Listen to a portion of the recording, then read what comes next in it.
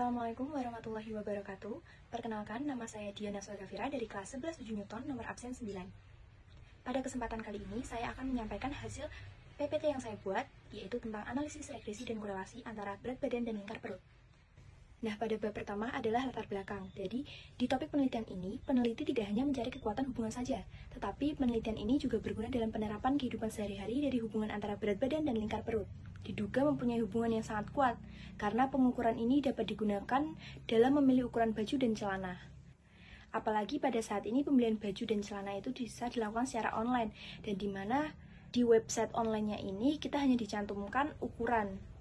Nah, kemudian di sini ada rumusan masalah. Nah, setelah itu ada tujuan. Nah, tujuan ini menjawab rumusan masalah. Nah, kemudian bab 2 yaitu landasan teori. Apa sih statistika itu? Statistika merupakan cabang ilmu yang bertujuan mengubah data menjadi informasi. Nah, kemudian ada pengertian regresi. Secara umum, regresi pada dasarnya adalah studi mengenai ketergantungan suatu variabel dependen atau terikat dengan satu atau lebih variabel independen atau variabel bebas. Nah, di sini ada rumus dari regresi tersebut. Itu ada SSXX, SSYY, XXXY, kemudian dilanjutkan dengan mencari persamaan regresinya atau Y-topi. Selanjutnya di sini adalah korelasi. Secara sederhana, korelasi dapat diartikan sebagai hubungan. Di sini ada rumus korelasi yaitu R sama dengan SSXY diper akar dari SSXX dikali SSYY. Kemudian ada pengertian variabel. Variabel dalam penelitian kuantitatif adalah suatu konsep atau sifat yang dapat diukur atau diobservasi. Nah, macam-macam dari variabel itu ada dua.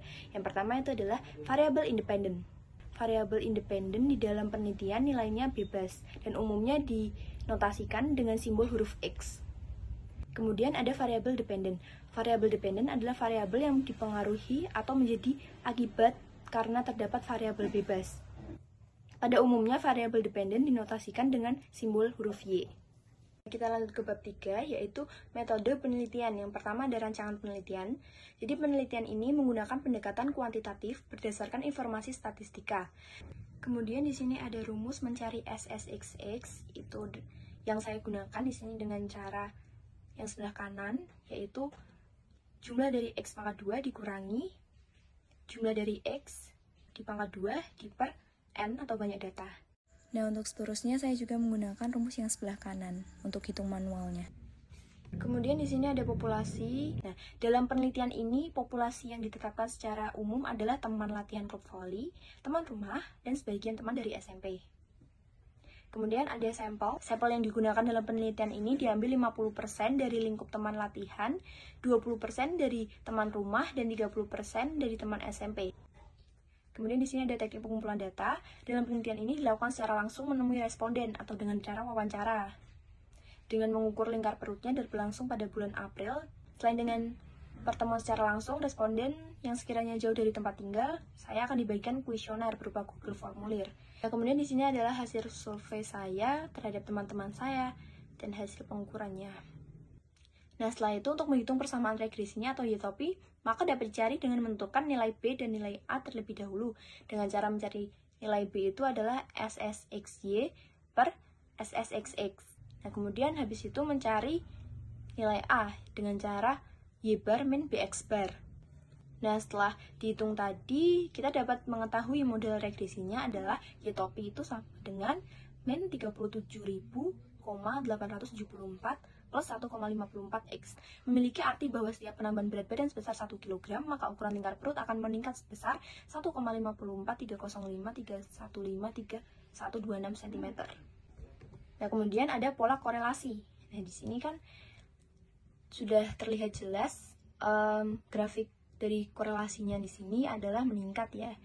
Dari data di atas dapat disimpulkan bahwa berat badan dan lingkar perut memiliki korelasi yang positif. Nah, kemudian di situ dapat dilihat sendiri menunjukkan korelasi yang sangat kuat karena nilainya itu lebih dari 0,75 sampai 0,99. Nah, kemudian ada interpretasi. Di sini adalah hasil yang telah saya hitung tadi.